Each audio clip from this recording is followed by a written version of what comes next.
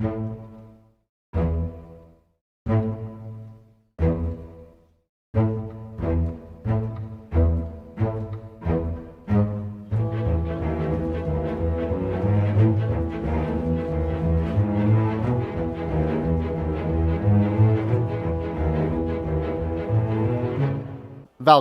kindly introduce yourself and say how your character looks. So, Valkis is probably about 5'2". A Height, halfling? he's a half. What? halfling. Did I say 5? I'm going to say You said 3. 5. 3'2". There you go. He's a really tall halfling. Really heavy chain mail. Kind of goes when he's walking. And he's got a shield of Yondala with a cornucopia on it. Really bright and vibrant. You can tell he really takes care of it. That's like his pride and joy. He's got a little bit of scarring on his face from battle. That is Varus. So I guess I'll walk up and be like, "So I was told you need a healer. I'm here. I'm the best in town." Newest in town, really. Down the line, Sepia, why don't you describe yourself? You see a shifty-looking person. Shifty in that they might be willing to do illegal things, and shifty in that their dreadlocked hair may suddenly turn into tentacles because they are a shifter. She's wearing seafaring clothes, and you might catch her stealing something. I don't know. Try to avoid that. So it's definitely almost very, very goblin-esque, but there's something slightly different about it. Just a sorcerer with robes, wizard hat, purpley hair. Witch? No, I'm a sorcerer.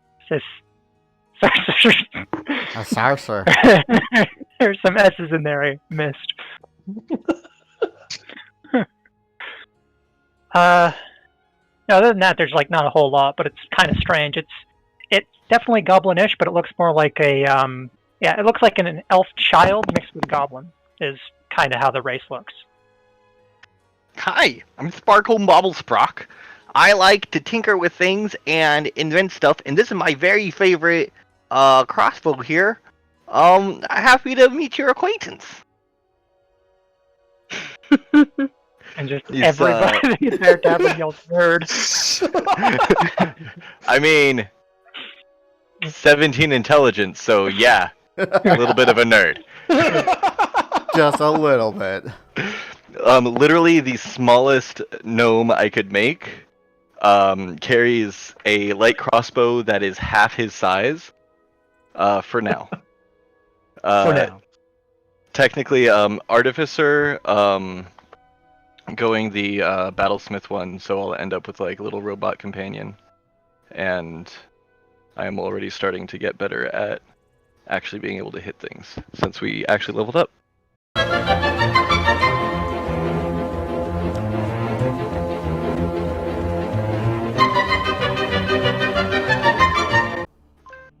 Well, never fear.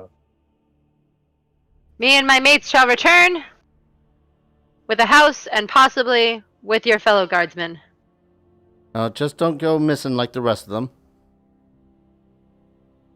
No, it is you who will be missing me while we are gone. That makes no sense, last, but alright. If our business is concluded here, she once again gives a hard tug to the kid that's on her shoulder. You swear you hear a cracking in the kid's shoulder. Sapia waggles her finger at the kid and says, "Piece of advice. Don't get caught." I actually knew you were going to say that.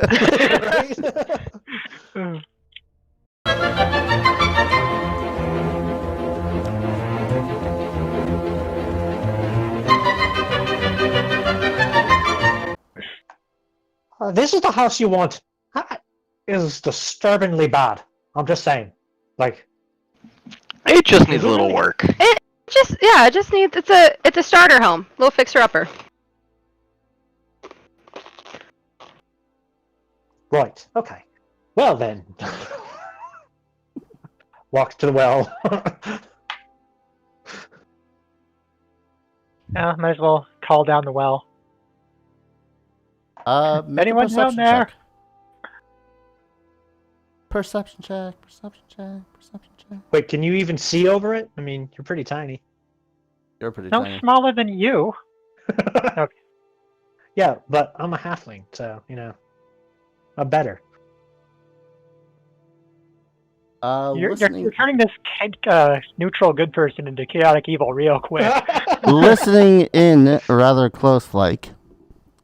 You can't actually hear the sound of, "Hello, someone up there?" Yes, hello. Are you one of the well workers? Yes, name's Jerry. Can you help me? My leg is busted. Well, why are you down there? 'Cause my leg is busted. When we get you out of there, we're gonna have a talk about causality. Oh my god.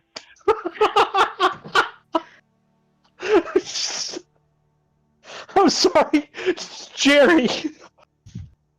Alright, we're gonna push the healer down there to go heal the leg, right? Just shove him on down. Well, now your healer is dead. Could you at least pull me up? Okay, wait, is he tied or Oh, Okay. goodness, I'm good. yeah, I guess I'll yell down, can you tie this rope to yourself? I can hardly move. Can you just come down and check me out really quick? This really hurts. How do we know you're not evil, mate? Are you serious right now? Just saying.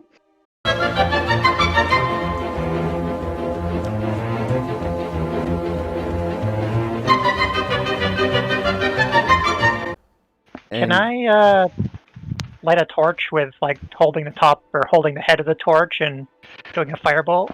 Ren, you can do that. Go ahead and roll me a quick dexterity check. Just don't fuck up. Guess who's gonna be first, guys? Oh, whoops, that was a save. You didn't fuck I up. can take it. The DC I set was 5. When I say don't That was fuck up, it's incredibly just close. very close. But yeah, like you fumble with the torch a little bit and do one of those cartoony, nearly dropping the torch, but juggling it in the air for a little bit before you hang upside down. It's like, ha! Ha!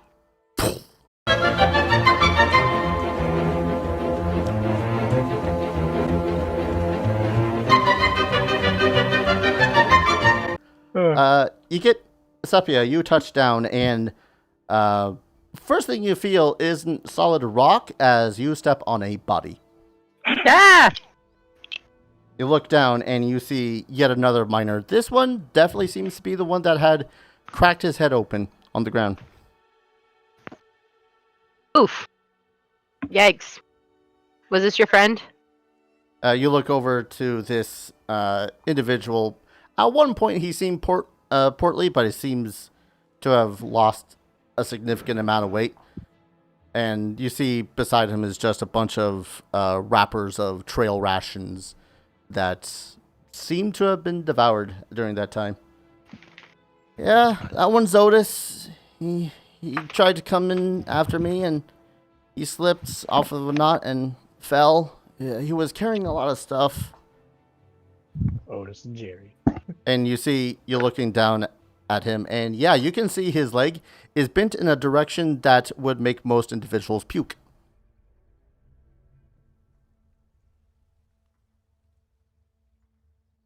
Well, we got a healer now, so I mean, I'm not going to go with a heal check. This is the kind of thing that you want to hear while eating dinner. It's like, Retsu, fix it, fix it. Oh yeah.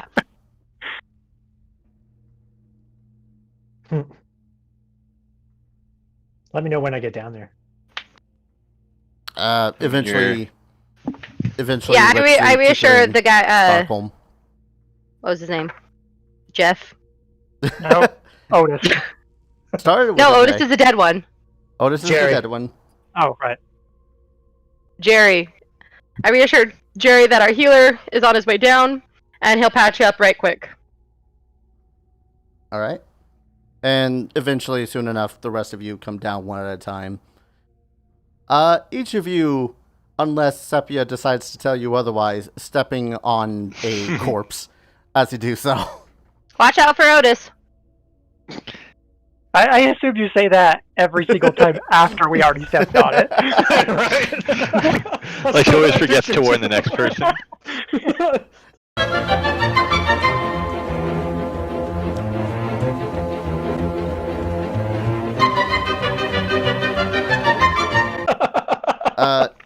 Eventually, though, he does get up, and you see that he does have a limp in the not sprained leg, and then the other leg is sprained. So that's a Yeah. bitch.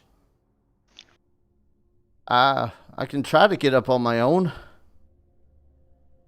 Well, I mean, it's safer for you up there than it is down here. So I help him over to the rope because his arms are good, right? Yeah, his arms seem Okay. relatively fine. Is he just gonna deadlift Okay. himself up? That's how you climb. Well, You're a real man. I will say he will. Wow. Shit, dude. All right, let's do this really quick. Because I have 2 D20s here. He's essentially deadlifting himself up. So that's going to He give could him... stay down here if he wants to wait for us to get back. Yeah, or he You can try see to he's climb up. already starting to climb his way back up. All right. Shit. Trying to get away from the best healer in town. I am the best healer in town. So That's saying You're the something. only healer in he town. starts climbing. It's gonna be the funniest shit. He starts climbing. Ritsu, you are watching him doing it, and yeah, he seems to be doing fine on his own.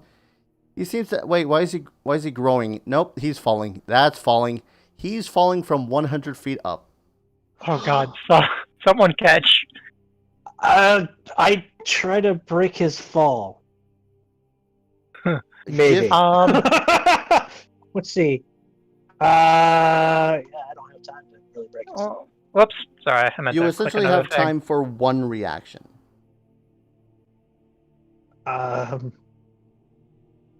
He's within range. I could grant him a +2 to AC.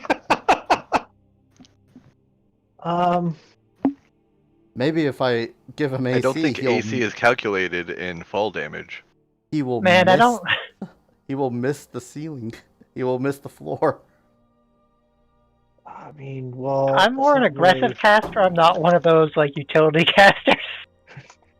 At disadvantage, this is You what know he what's rolled. funny is like there's so many spells I could have taken that could have helped this actual situation, but I didn't learn them. I'm just saying everything that's happening is wrong. We'll be within touch eventually. Tell you what, give me a Constitution check.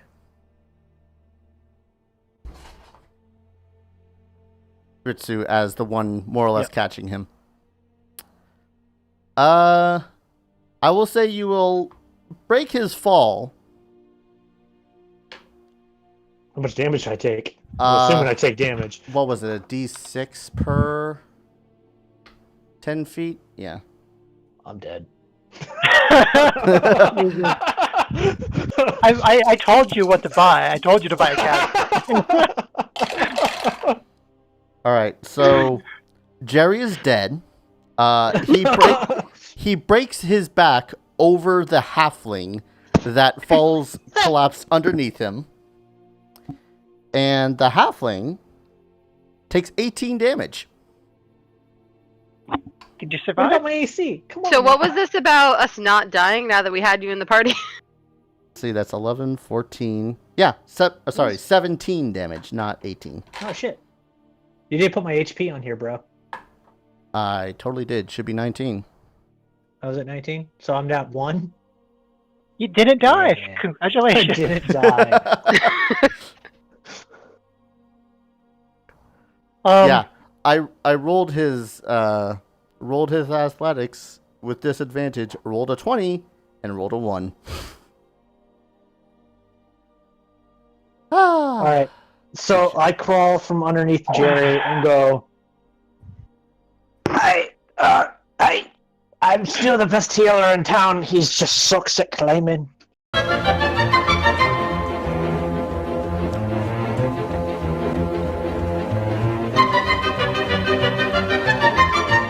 So Tikarin, Yes. do you go in to investigate the? Yep. All right. You Only look in- slightly worried about a skeletal hand coming out of any random wall or floor to grab me. Actually, you look in and you see that most of these holes in the walls are far smaller, and you peek into a couple of them. They seem to be more animal bones and remains. And you look down and you look at the plaques, and some of them read stuff like Spot and Snowball. Aww. Oh crap, guys! Do you ever read The Legend of Pet Cemetery? I hate you, but I love you at the same time.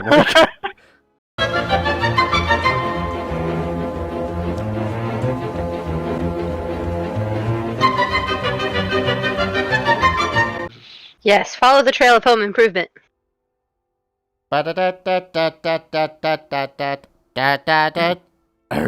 This week on Haunted Mansion Flippers.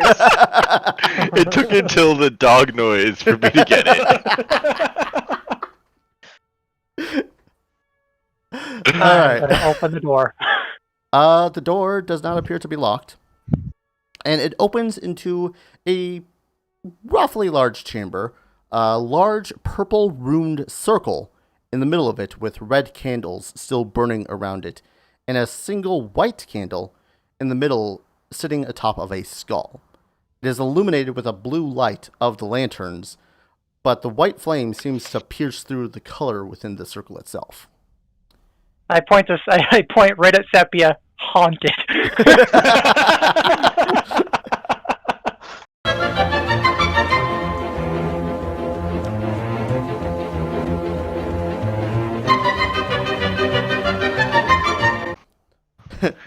You take aim at him, kind of using Tikarin's shoulder as a little bit of a steadying bit as you aim a little Hold bit up still for a second. and right into his forehead, which makes the undead person's head whip back violently before he comes back. Oh, kind of looking at it cross-eyed before he plucks it from his head. I'm keeping this. I've got some more if you want them. As he pulls another one out from the quiver and starts knocking the string.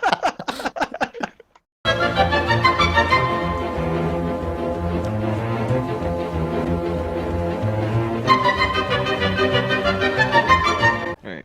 And after the slash, he kind of just almost seems like he intentionally overswung with all his might as he seems to spin like twice in the air before splashing into the grease.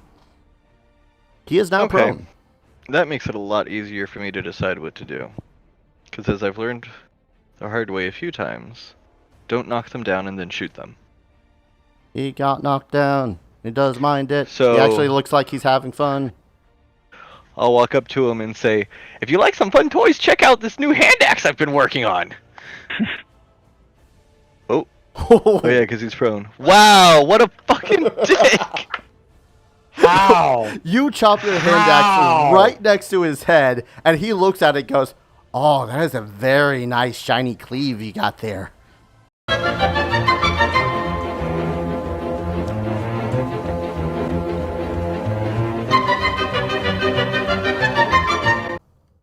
I'm gonna check out Shall the we- statue a little bit more, see if there's anything.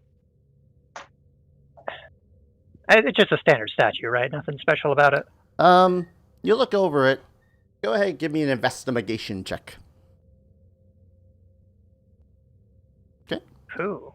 You do see that it is mechanized in a way. Most of the outside is just like a hollow stone that was carved out with with the idea of making it so as it pivots on its waist. But beyond that, I walk up to it with my mace and I smash it to pieces. In the name of Andala, I destroy it. okay. I hope it's So on its way as now. Tikrin is investigating this and going like, huh, interesting. You know, with the right gear setup, we could set this up as... It takes him a while, but Ritsu eventually makes it so as the statue of Neyrul becomes little more than rubble. Yeah. Yet you really don't need to attack against the statue. It's the statue. Wanted to see if I crit it. Made it amazing. Can the scythe fall and get him, please? Well, so much for that idea. I'm gonna go check a door. Do you want to hit this, Jim? Really quickly, Ritsu, make me a dexterity check. You bastard, Link. Evil gods have their ways. Sorry, dexterity saving throw. Okay. Next to your dexterity score, there is a C and an S. Click the S for the save.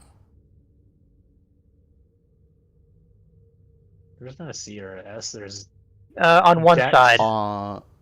yeah. Like you there's have abilities and you then have there's saves. So click the deck save. Save part, right? Yeah. Yep. There we go. Doop doopy, doop doo. You smash it in such a way that the scythe seems to come off of the hand and comes down at you for 5 damage. I hate you, Link. That'll teach you to smash mechanics that I want to play with.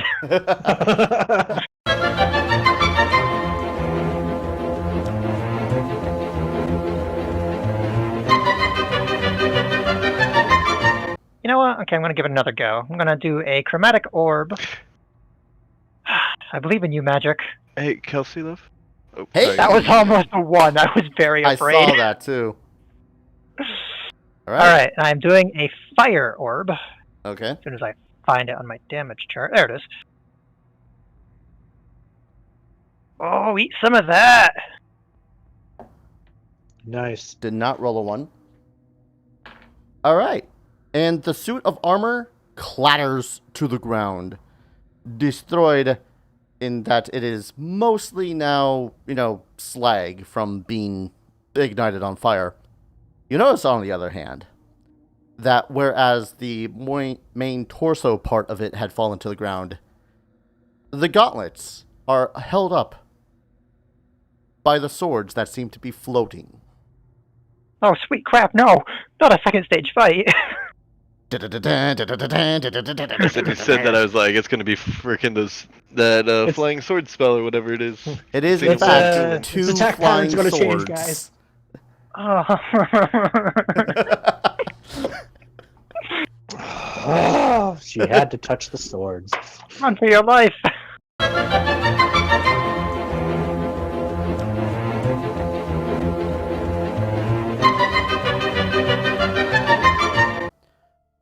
You feel magical words into your ears. They're your friends. They're nice people down there. Looking at them, they're kind of hot too. Wait, nope. That one's missing a tongue. No. As a charm person's spell failed on you. Nice. Ritsu. God damn it. Fucking map moving on me. I mean, let's face it, we're talking about Val here. He might make out with an undead gal with no tongue. I only did that once, okay? The fact that it happened more than once is, or the fact that it happened once is the problem. Fact that it happened at all. 3, 4, 5, 6. So she's within 30 feet of me as well. So that's what we were. It was really weird. I kept trying to French kiss, and she didn't do it. It's so odd.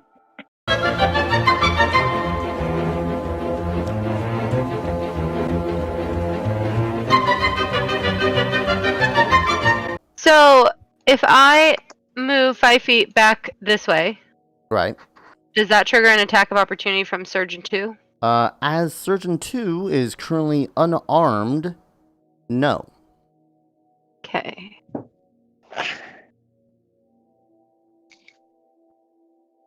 Oh my Wow. God, woman!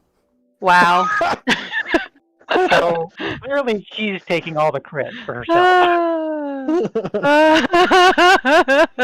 And as she finishes her frenzy of dagger stabs and slashes at your shield, you meet with silence and you peek over your shield and only find that a rapier has been pierced through ear to ear of the undead surgeon. And once Sepia pulls back her rapier, it falls just as a just massive flesh on the ground.